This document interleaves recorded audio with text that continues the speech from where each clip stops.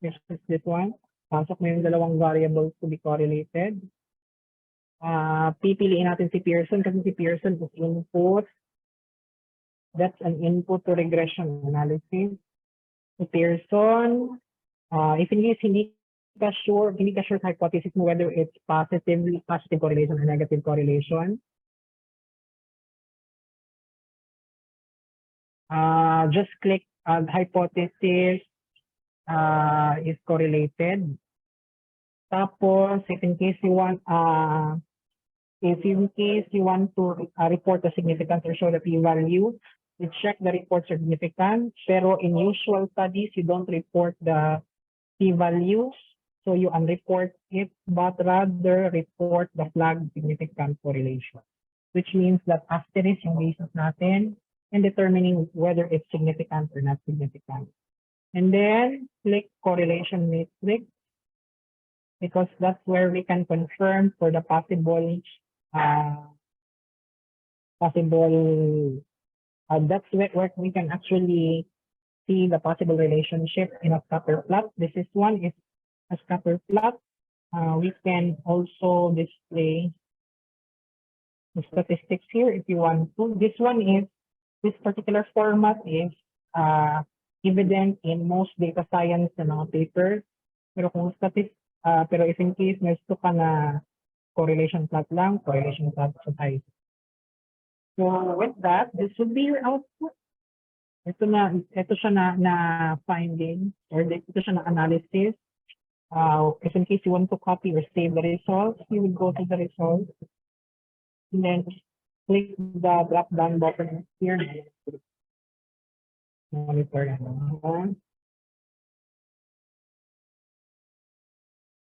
So if in case you would click the results and then click copy in the drop down box, and in any word processing software, you save it. Something like that. Okay.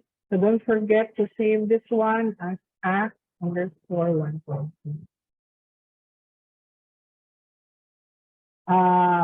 Let's address your concerns. Doc, hindi lagi nag-reflect sa data analysis yung Excel na sig value niyan. So, as I've mentioned, hindi magre-reflect ang p-value or sig value correlation dyan sa data analysis toolpath. It would only give you the value of the correlation. Doc, walang correlation matrix sa just 17. So, Jen, can you still share your screen? Na natin kung ano yung error natin.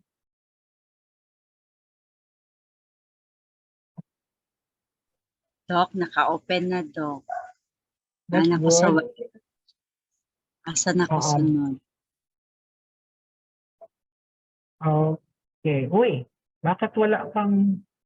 Sige, punta ka sa taas. Wala man mo siya isulod. Isulod sa mo kasi. Energy, isulod din sa variable. Transfer din na. Tapos i-satis, transfer ko din. Duha man atong ikina-correlate. That's it. And then, you unclick report significance.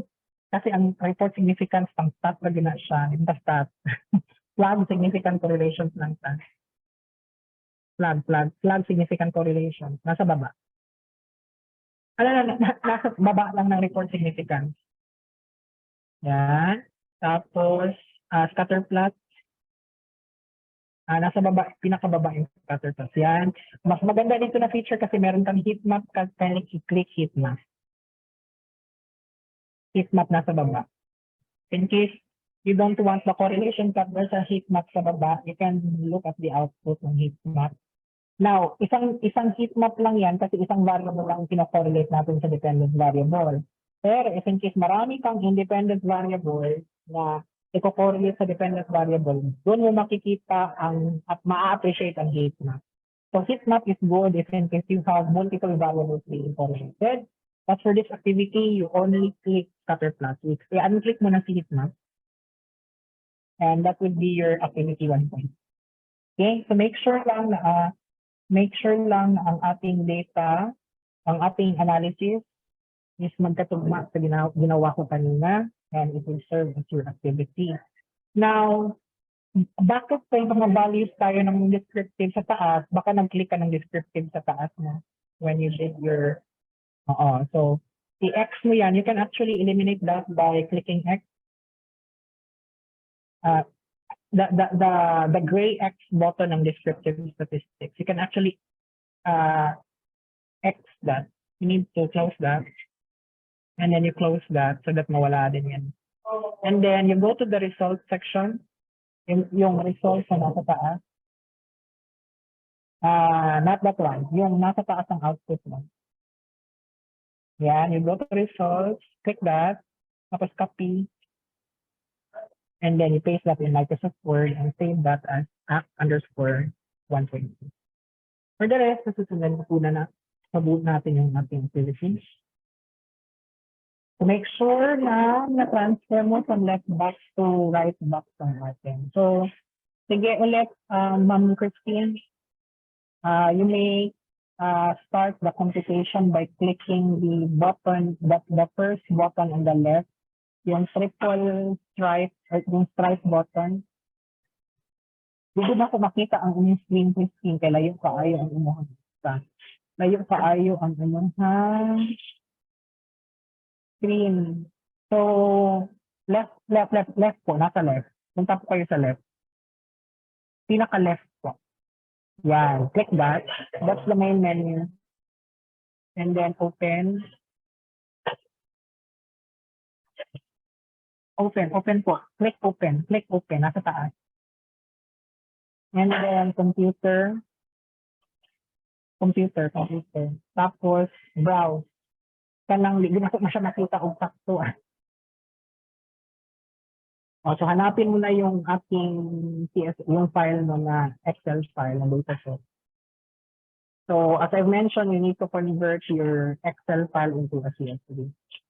Okay, sige, let's continue our lecture so that we can proceed to regression analysis. Remember that this is still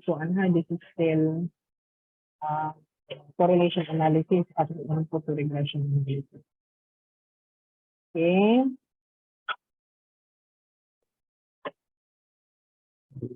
Just give me a minute.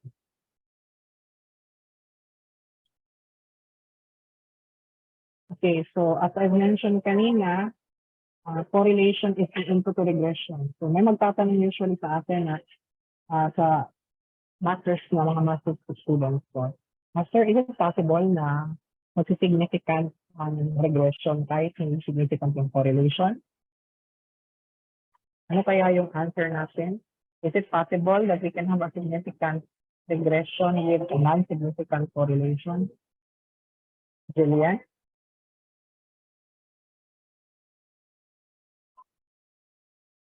Nandito ba si Julian?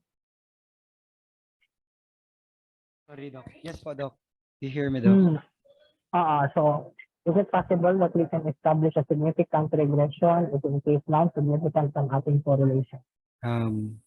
As far as I know, Doc, you cannot because as had previously said, it is a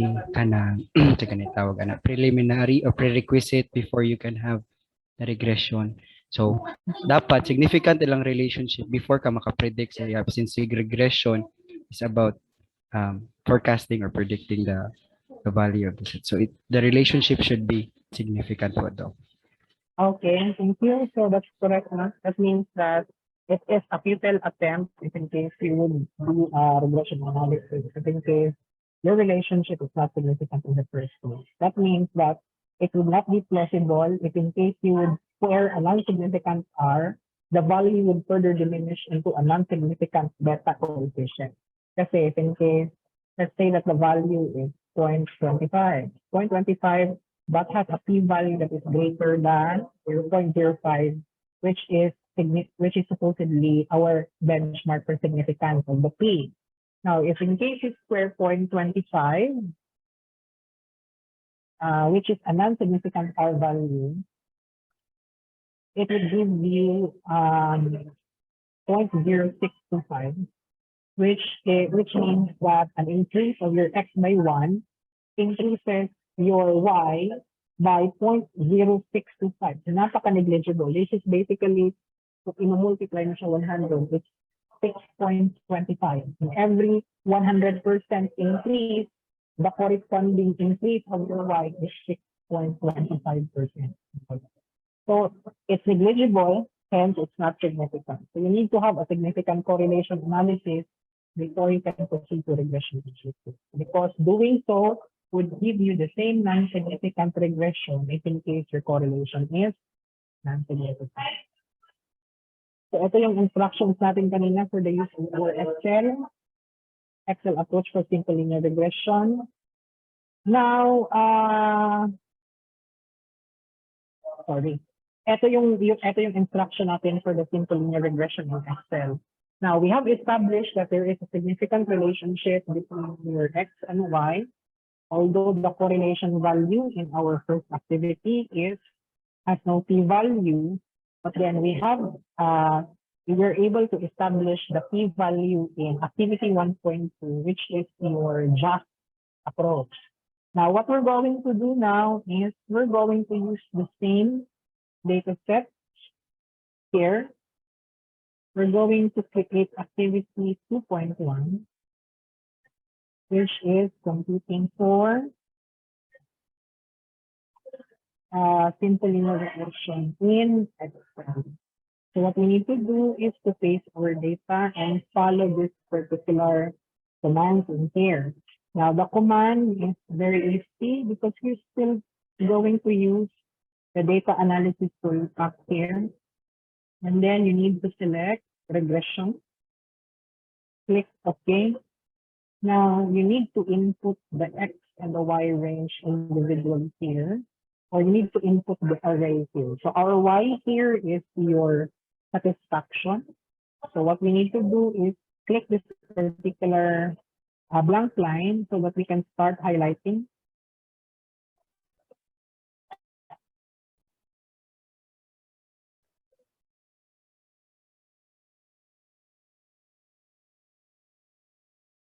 Okay. And then for the X range, we need to, kung gusto niyo ayaw ma-stress, punta lang kayo kay energy, tapos shift, control, down. It would basically highlight everything. And then, naka-check si labels, naka-check si confidence level. Tapos, the output range, it will be just here. Palagay natin any point here in B. Tapos, naka-check si residual, standard and residual, normal probability class, residual plot, and the line fit. Residual plot would show you the difference of the predicted and the actual data point. So that we can compute, we can check for the error later. So what we need to do is just click OK. Output reference. Dito tayo. Kung mag-warning na siya, yung worksheet line na lang.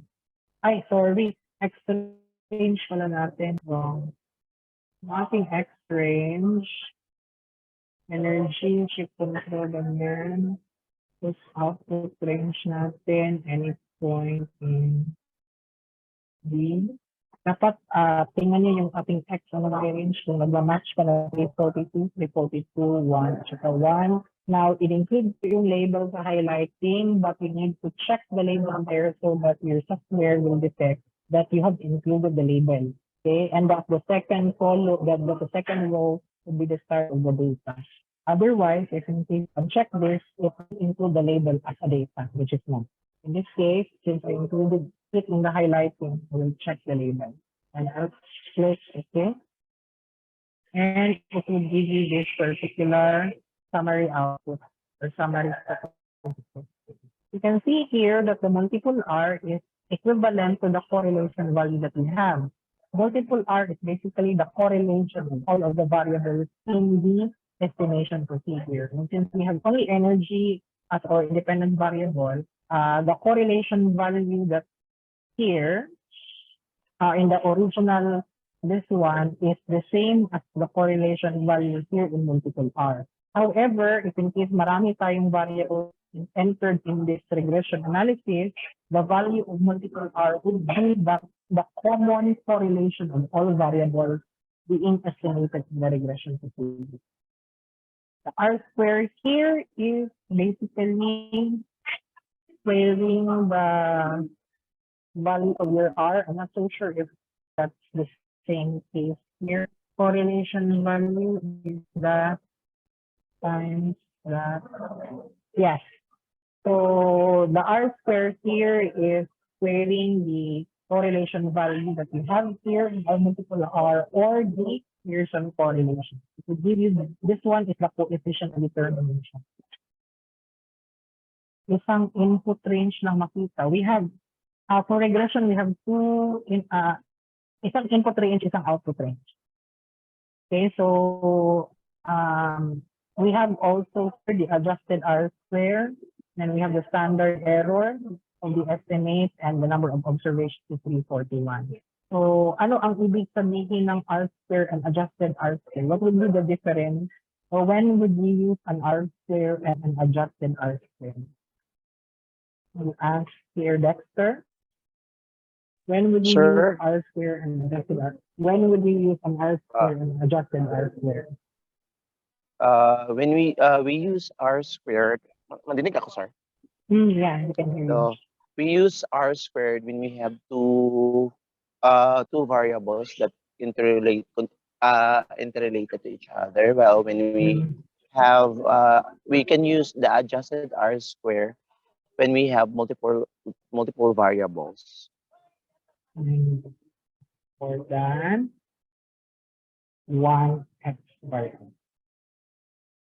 Okay, correct. So meaning to say we can use R square only if we will use simple linear regression. So in this case, simple linear regression yung gumawa natin. So this one would be the actual fit statistic to be used. But if in case multiple tayo, we will use R square and adjusted R square so that we can compute for the sensitivity of the variance. Which means that at this point of time, when we multiply this to 100, that means that energy explains 9.47% of the variance of athlete satisfaction.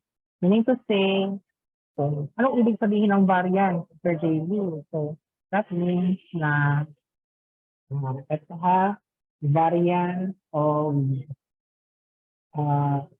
or energy, rest of the variable.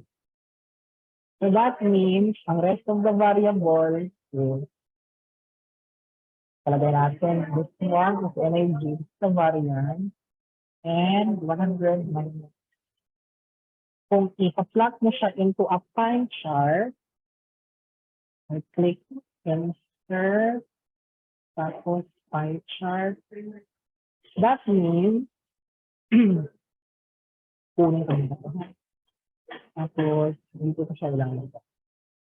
So that means,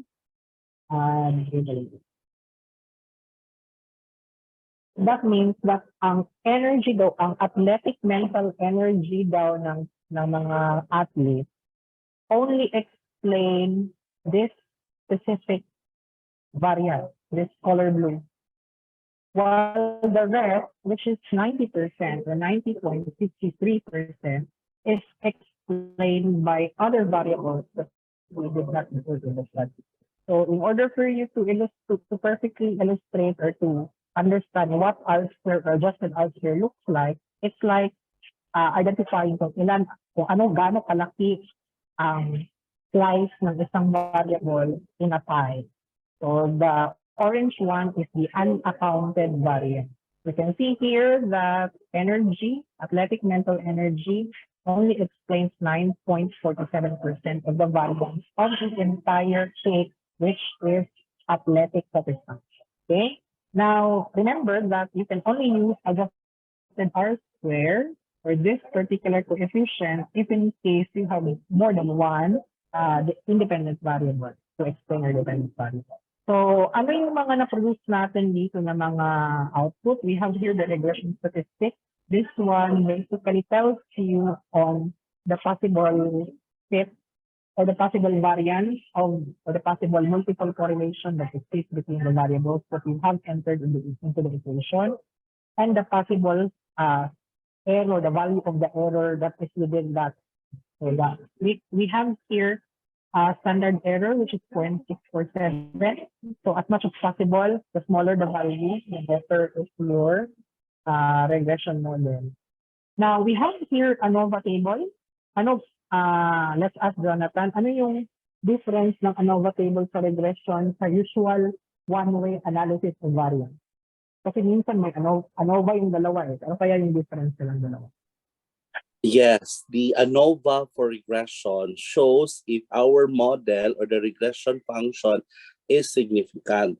We will like to check the significance F. If it is less than 0.05, the standard 95% or the 5% error, then we can say that our model is significant. And we can use that one for forecasting or any prediction modeling. Correct. So this one, the ANOVA table in regression contains two specific models estimated here. It contains the regression model that we have estimated here, and second one is the residual. So it contains that information, and you should know whether or not there is consistency between the regression and the residual when the ANOVA or the F value is significant. When can you say that it's significant? If the significance here for P value is less than 0.05. In this case, this is clearly less than 0.05, so it's 6.5 times 10 to the power of negative 9. That means 9 steps to the left on decimal place. If you need to spell that out, you would need to Doc, uh, pwede i-check, i-click ang katong kama, Doc, kanang sa imong kuan para kaning kama, Doc. Ana, Doc, para mawala ng mga kuan, Doc. I-click lang na siya, Doc. Kanang kama, Doc, ang tapa, Doc. Para mawala, para ma-round off siya, Doc. sige, ato Kana, yan. Doc. Kana po. Pero kung ato Yung display ang entire value, you need to increase Wow. that. Very So, is this less than or greater than? Ito, sama to, less than or greater than Jesus. 0.05. Okay, definitely it's less than 0.05. So, if that's the case, we can see here that the F value of 35.46 to the P less than 0.05 only points to the possible linearity or linear relationship between your energy and your status variable, which means that you can possibly do prediction of satisfaction using your energy as your X variable or predictor variable. However, the amount of its prediction is seen in the regression statistic, particularly in the R-square. It would only account for 9.47% of the variance or movement of your dependent variable, which means that the possible value or change that is impacted by energy towards satisfaction is just negligible, which is 9.47%. Which could further mean that there could be other variables that could better explain or that could better predict your dependent variable, which is your satisfaction. Now, another table here is the coefficient, the beta coefficients for that would be used for your prediction. We have here the unstandardized estimate, which is in the coefficient table. In SPSS, you can also display the standardized beta. The standardized beta is usually close to the value of your correlation or your zero-ordered correlation. But the mean change, the actual mean change, increase or decrease, is found in this coefficient table here. which only means that if in case you're going to follow the functional equation y equals mx plus b, something like that, that means that y hat, or the estimated y, equals the value of your coefficient is 2.98186x plus the value, wrong. 2.98 186 plus mx, which is 0.31407x. Bakit nandyan pa rin si x? Bakit andito pa rin si x? Bakit hindi nawala si x? That could be the possible reason.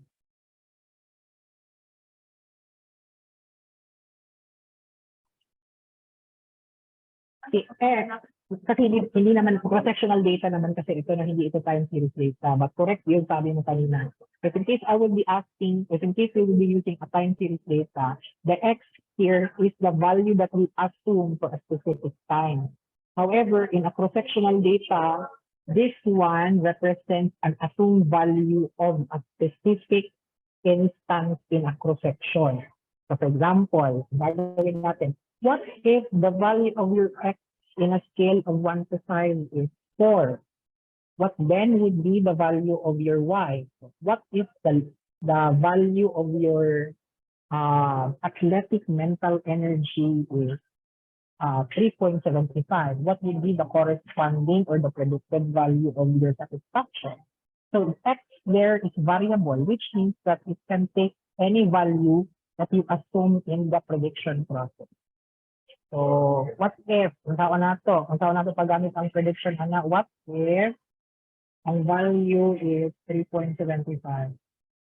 So what we do is just, solve for the value of x by substituting. So 0.31407 times 3.75, the product will be added to 2.98, which is your constant, and the value, the value of, or the sum of both values would be your predicted y, or the value of your satisfaction. So let's have the operation for that. 1407 times 3.75 plus 2.98186. And if your x is 3.75, y is 4.16. But remember, x here only explains 9.47% of the variance. And that any possible changes of your y, or this one is still variable since there are other variables that we have not accounted for. Now, if we translate this into an actual regression following the y is equals to a plus bx plus c, that means that this one could take this a plus bx plus c, pero dadagdagan mo siya ng a, which means that we have stochastic error in the equation. Okay, so this one will be the final answer for the regression analysis, if that's the case. If you would ask to do prediction, A here would not be substituted with anything. It's an indicator only of the presence of stochastic error. But then in the prediction process, you would need to only solve for the value of your A and your B. Or in that short form, you're just going to work with your MX plus B to get Y. Okay? So apart from the coefficients and standardized estimates that you can see here, which is in here, no? You can also see the standard error in here, the t-stat, which would now be the basis for the p-value. As you can see here, this is 0. This one is also 0. So that means energy is a significant predictor of your satisfaction. And that, however, apart from the p-value, this would now be the real threshold here. The lower bound statistics of your prediction, the upper bound statistics of your prediction. That means that it energy could be the change of your mean, the change of your dependent variable or satisfaction. It could be an increase of 0.31, 40, 74, 7, or it could be lower than that, which is point up to 0.21 or lower than 0.31, but not lower than 0.21, or it could be higher than that, but not exceeding 0.46, which is under the actual implemented IQ.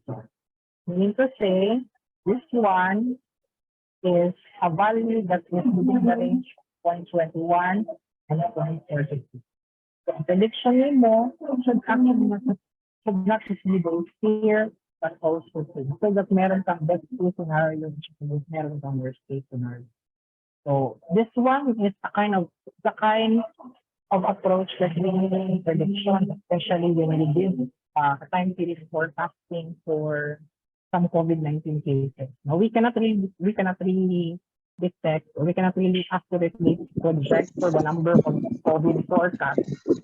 So what we do is provide a best case scenario and provide a worst case scenario by using this one. Okay, so after that is meron tayo ditong residual output.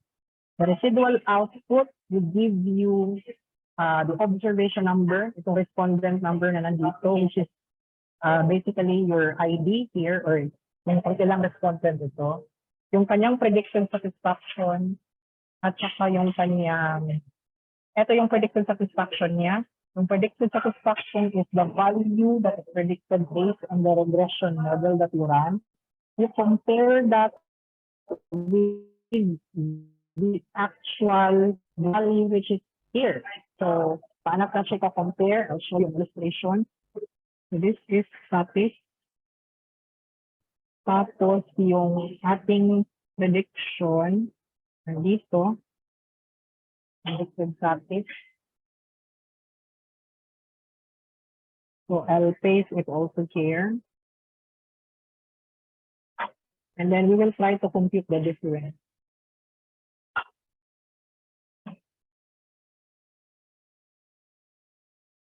Sorry.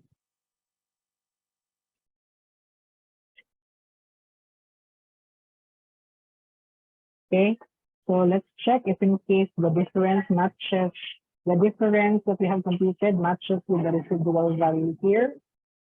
Okay.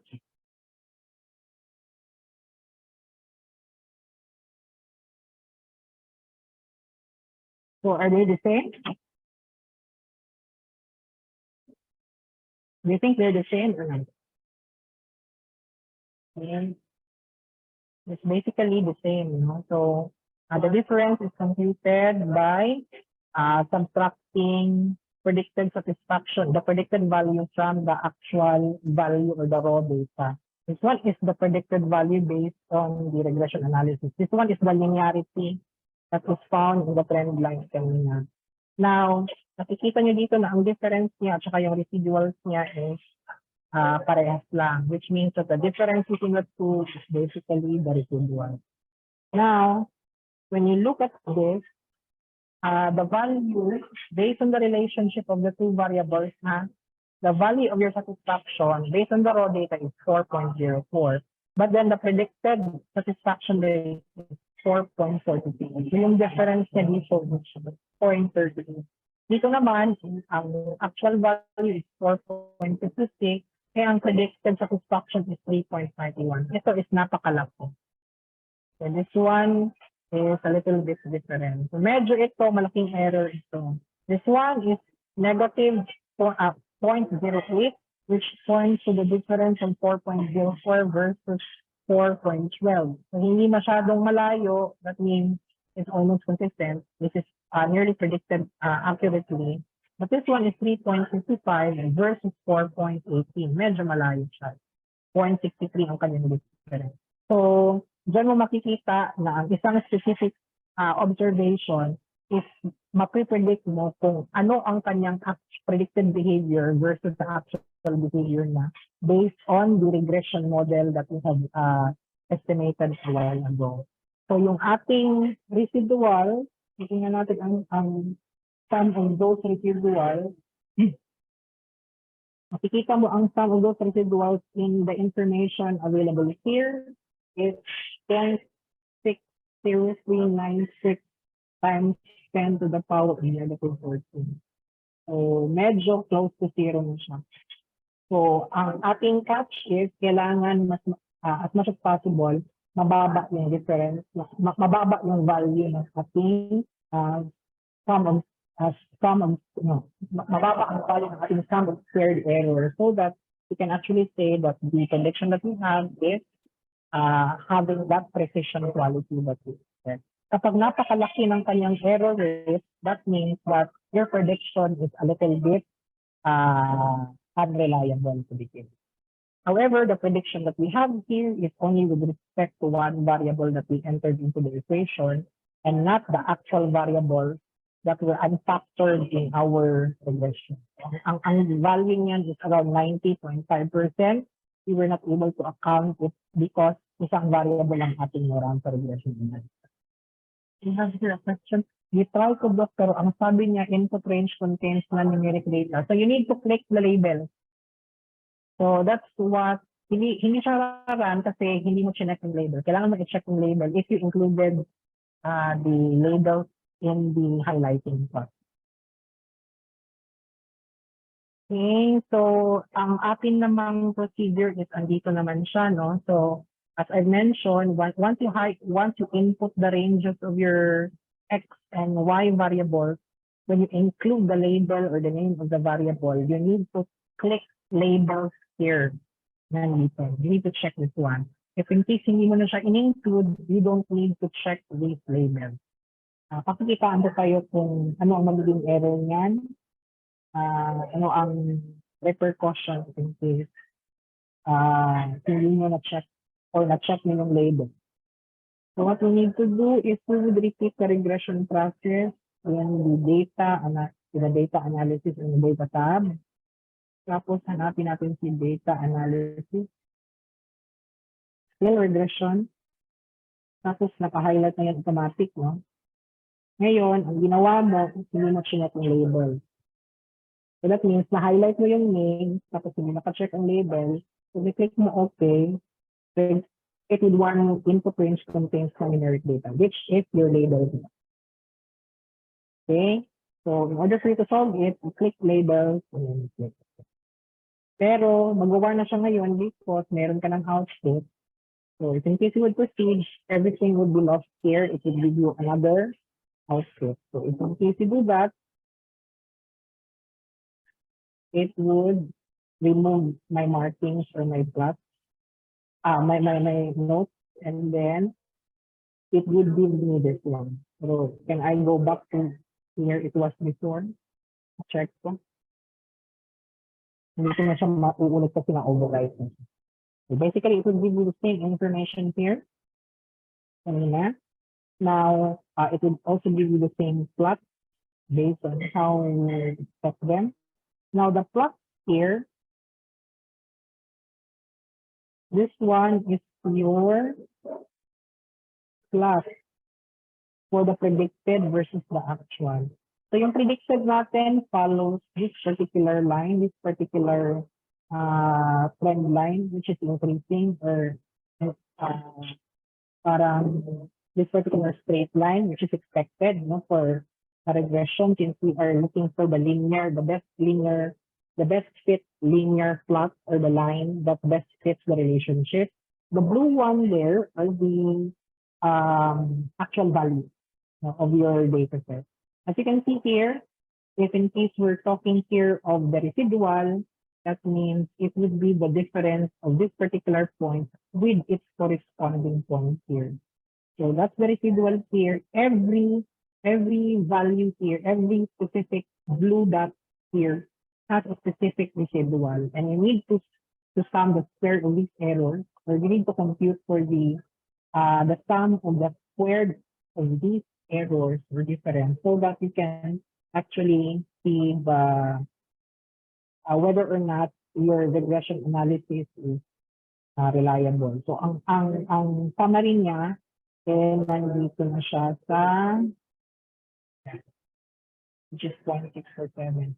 There is no cardinal rule for the establishment of a specific threshold or value for us to say that our regression is too high, but you just ensure that this is as low as possible so that we can have a better, reliable prediction in the subsequent na computations that we will do. So which means that when we substitute the value of x with 1, 2, 3, 4, or 5, that means that you are assured that your prediction is reliable because in a way, it has this value that is considered to be precise. Ang output nyo naman, i-save nyo lang siya kasi i-upload nyo siya sa LM, sa UVE. I-set up ko yung UVE ngayon until tomorrow. So I would announce whether you're now okay to submit it. Kasi for sure, babalikan nyo pa yung aking recording for the activity. So we have a total of how many activities? We have activity 1.1, activity 1.2, and activity 2.1 to be submitted. So activity 1.1 is just the Excel sheet which contains this. Activity 1.2 is the word file from the JAST, the correlation from the JAST. And activity 2.1 is this one, together with this one. So you can use the Excel sheet with activity 1.1 as together with activity 2.1 here, but not CSV, but not the CSV1 that we use in activity 1.2, because the CSV will only store a specific sheet. It will not store multiple sheets. Okay. So let's proceed. Let's wrap up our discussion for simple linear regression.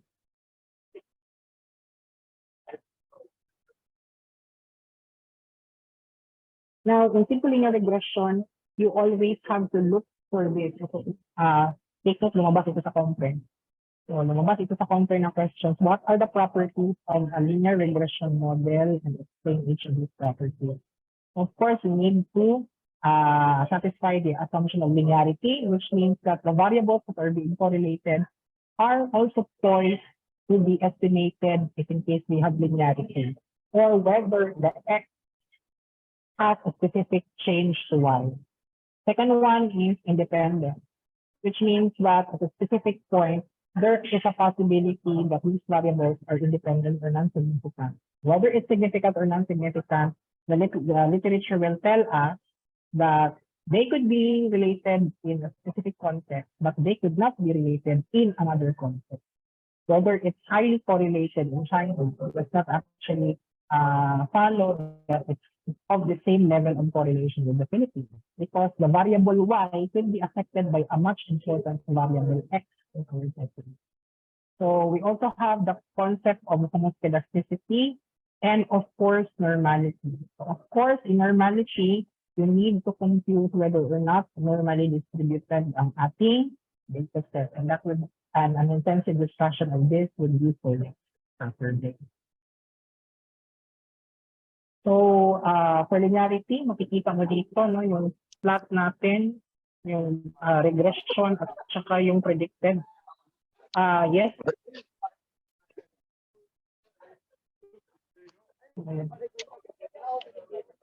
Dexter?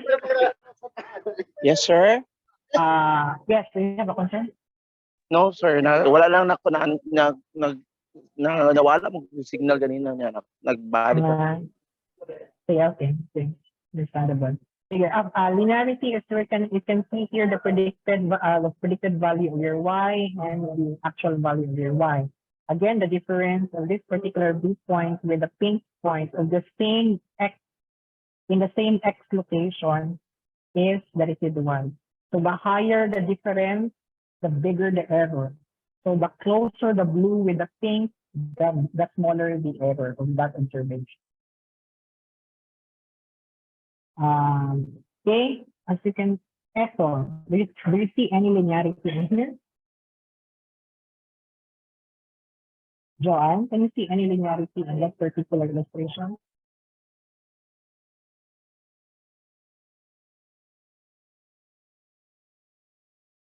Is Joanne here?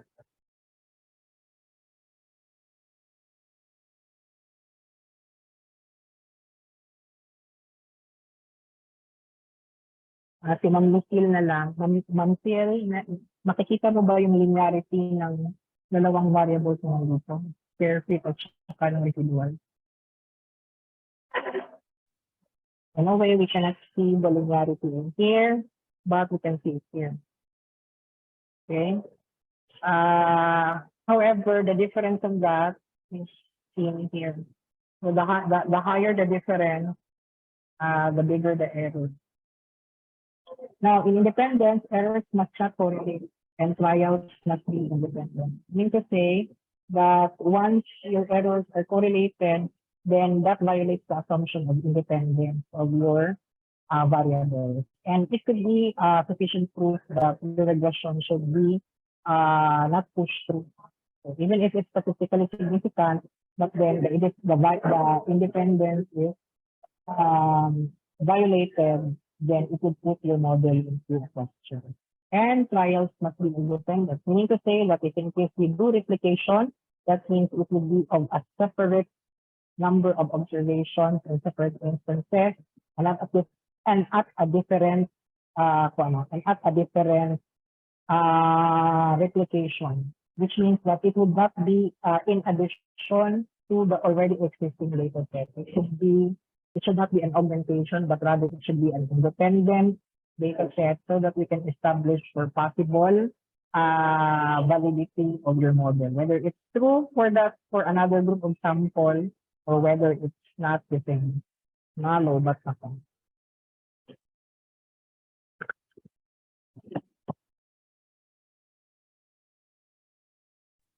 Can you still hear me? Yes, Okay. po, Doc. And the next one is homoscedasticity. So constant variance, the scatter of errors does not change from trial to trial.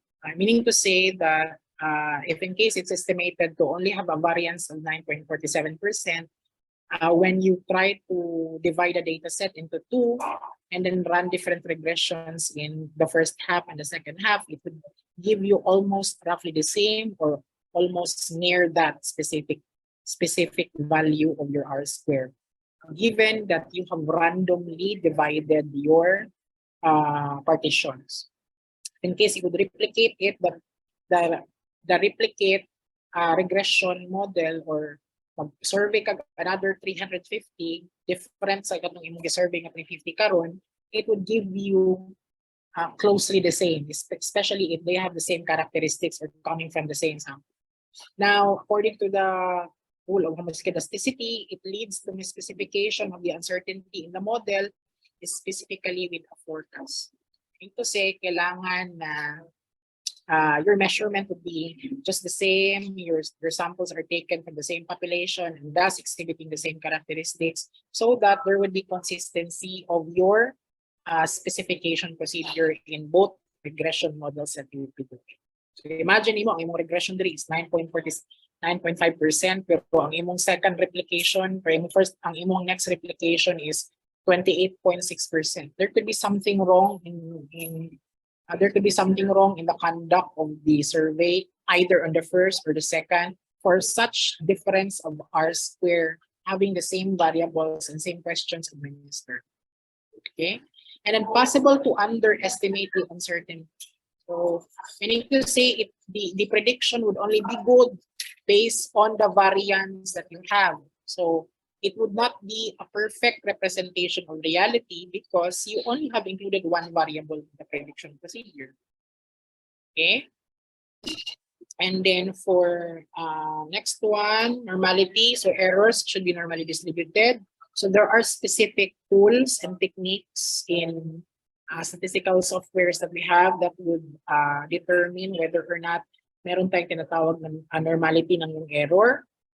It could be statistical, it could be tabular informed, it could be graphically informed. So usually graphical informed po siya. Tinitingnan natin ang histogram ng yung residuals. Your histogram should be bell-shaped in terms of your curve. So dapat normally distributed yung plot mo. And we can also check for its QQ plot. Your QQ plot would basically be also a graphical illustration whether your regression model is violating the rule of normality, or it doesn't, or it's within the assumption, or when it's following the assumption. So the multiple regression model would be our subject for next Saturday's online class. We would reiterate, or we would have a different example of simple linear regression, and then we will recapitulate the concepts before we can proceed to multiple linear regression. So make sure lang na yung ating steps nasusundan pa rin natin for Excel and for JAS. No? Kasi whatever you do in Excel and JAS, if in case it's consistent, when you run the same data in SPSS, it's okay. However, I would not use SPSS for regression as of the moment, because para ma-introduce ko sa inyo yung software and ang alternative ways of estimating regression analysis in other softwares. Para at least makakompute mo regression even if wala naka-install na SPSS in yung computer. But we will do regression analysis if we will reach in the principal components na discussion, or the exploratory factor analysis. For that, we will be using SPSS since it's user-friendly, and walang exploratory factor analysis sa Excel. Kung meron man, you need to create huge commands so that you can run the dataset. So medyo malabo siya for Excel. For JASP naman, medyo meron siya pero mabigat yung ating, meron siyang specific, iba yung output na lalabas. Although it would give you the same output, but then sa SPSS kasi is kompleto. So meron siyang oblimin at saka meron siyang varimax na approaches, or orthogonal and oblique rotation, which is hindi mo makikita sa JASP software. So diha lang ka magamit ng SPSS. For time series regression, we will be using Excel. We will still be using Excel, but we're going to install Gretel software for it, because Gretel is good for time series and cross-sectional data. Okay, any questions or clarifications before we end our class?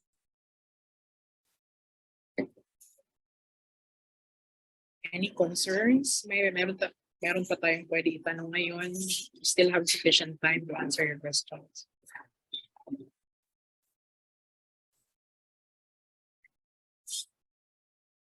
Kevin, do you have a question?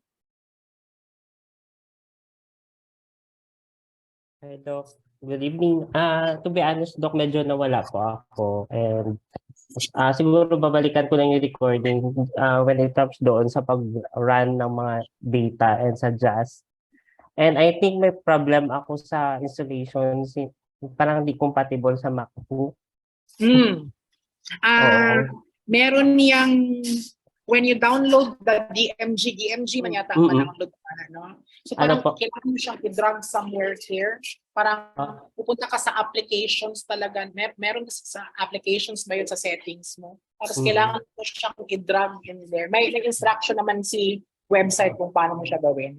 Kasi na-install ko din naman siya dito sa aking MacBook. Kaya lang, dito ko siya nirarun sa aking Windows na computer. But anyway, you can still consult me in case nahihirapan ka pa rin. Sige, Doc. Tapos yung file, Doc, parang hindi mo siya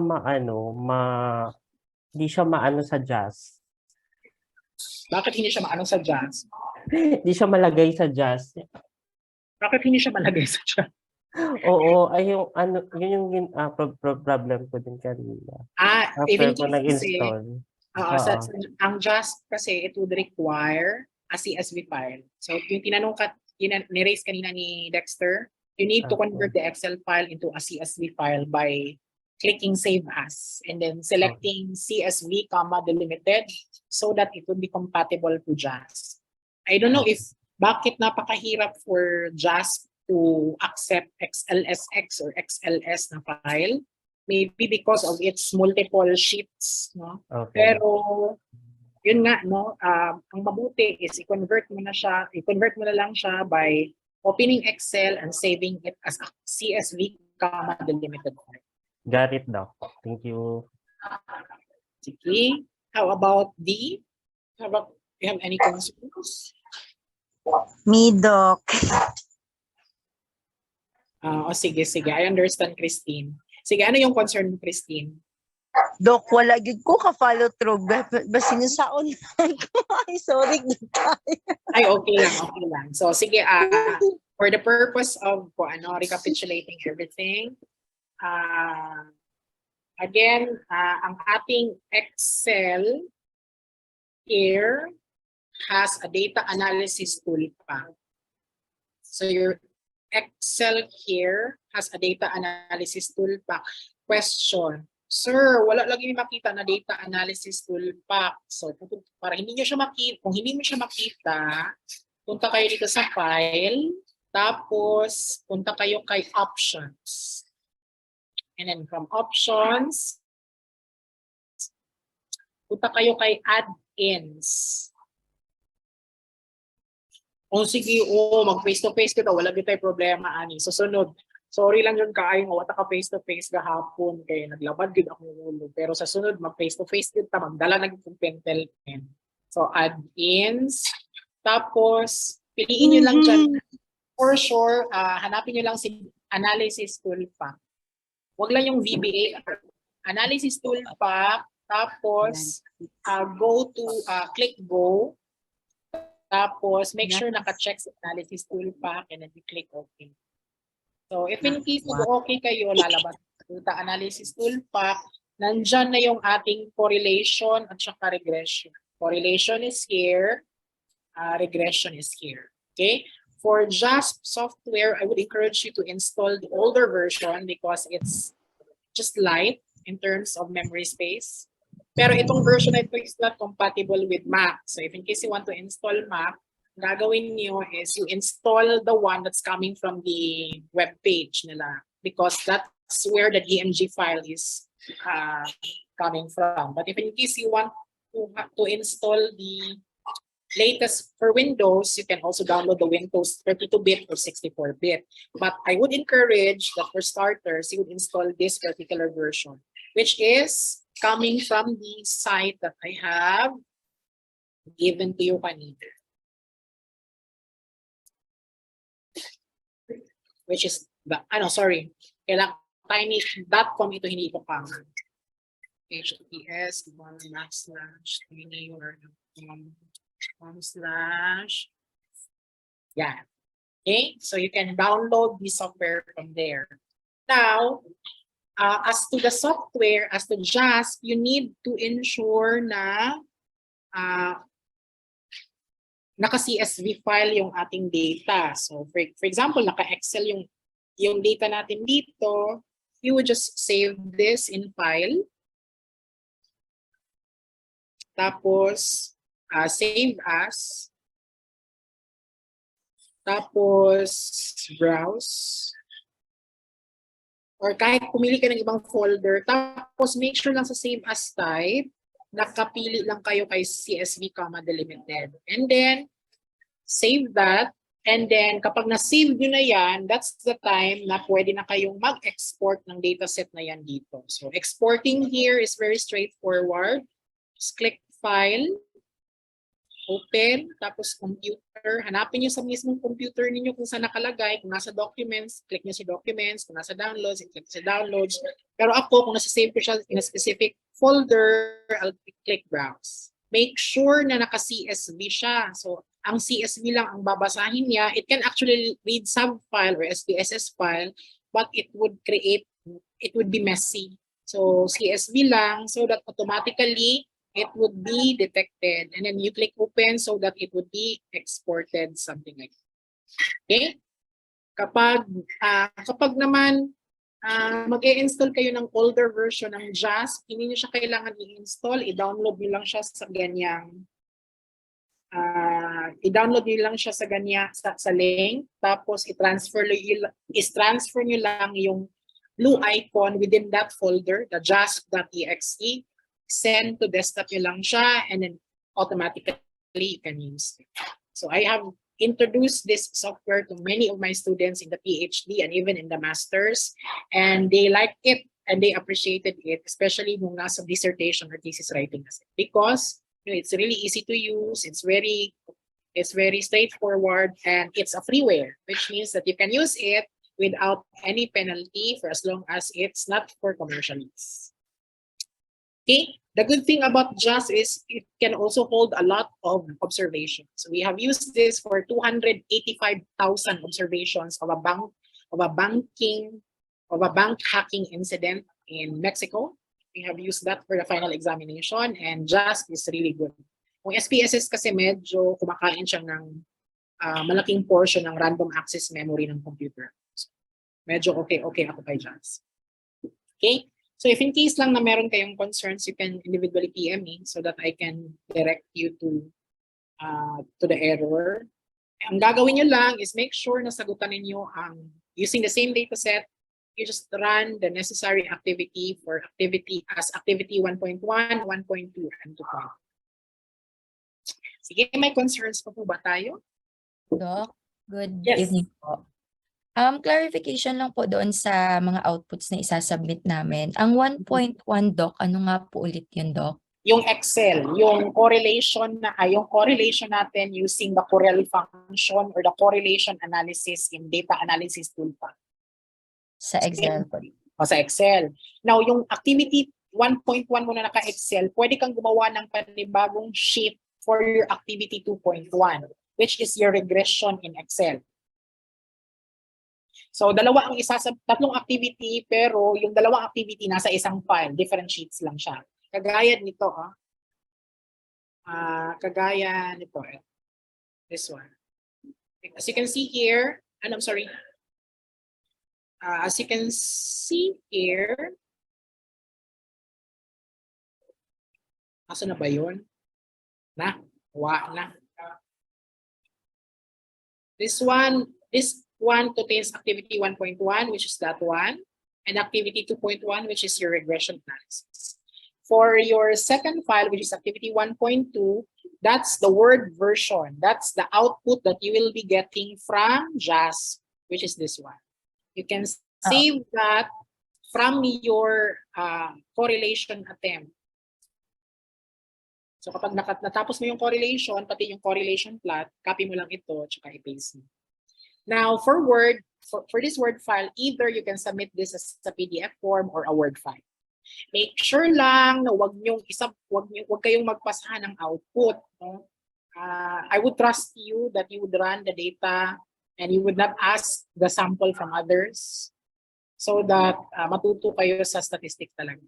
Kasi maraming instances na sa mga previous sections or previous batches na ang output ng pangalan lang ang naglahi, same talaga ng output, same good ang number of spaces sa unsa, same good ang kanang quality sa photo, same good ang ibuhat.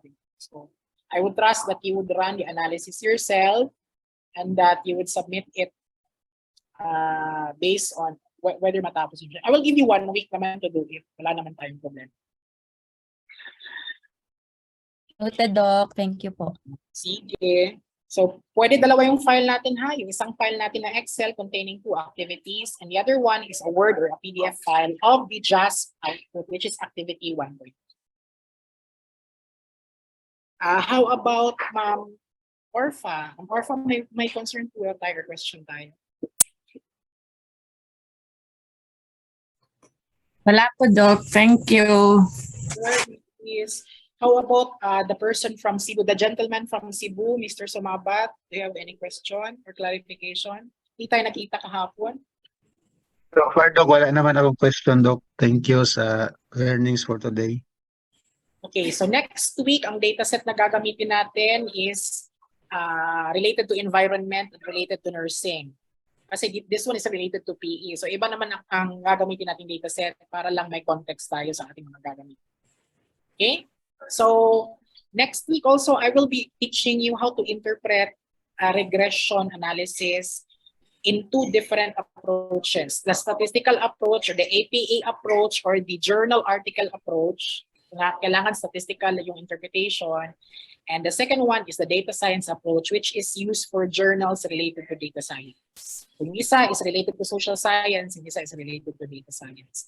And next week, I will also be introducing to you some journals that you would be publishing or using for some formats. In fact, meron akong sample dito that you can actually benchmark. We have here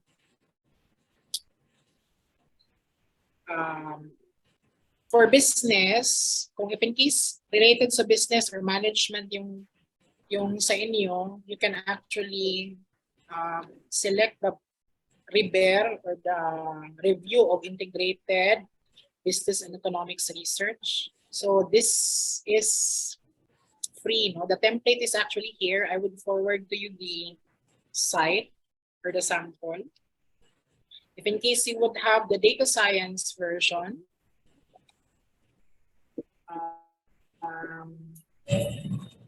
you would need the version for data science. I have here, sorry. I have here another version,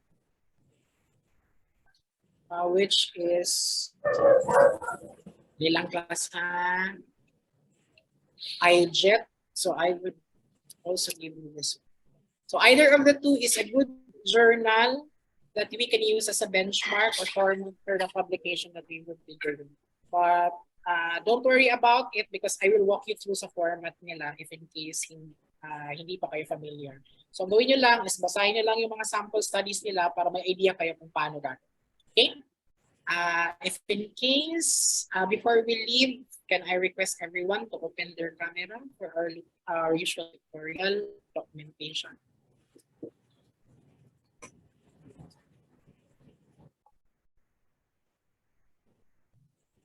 Oh, mag-picture ganita. Okay, Ram. Asan ka Nandyan pala? po siya, Doc. Ay. Ilan ako estudyante din. Sige. D, Kevin, can you open? Ay, naka-open na si Kevin. Iba, dalawa pala yung device mo. Sige. Anyway, Joanne, if in case you're still with us, you can open your camera also. So, here, no? Count of 3, 1, 2, 3. Ayan. 1, 2, 3. So Jonathan, thank you very much also for your inputs and some of your recitations. No, I would really appreciate na andyan ka for some clarifications in the stat part. Kaya dibigay kay kuan sa kanang rigor sa stat. No? Thank you very much for coming, guys. And I hope to see you face to face. Na dili maglambad ako. Bye guys. I hope that you enjoyed our session today. Bye-bye. Happy araw ng Davao. Thank you, Doc. Ay, oo, bitaw noon niya ang drone baya in tawon. Wagit baya in town. Na-scam ang tanan. Wato nila namin. Recording stopped. Analysis ato. Sila risk analysis. Pero maayo ra pud gawa mo na ngadto kay dako siyang scam. Anyway, okay lang. Good night, everyone. Enjoy your week. Thank you. Thank you, Doc. Bye.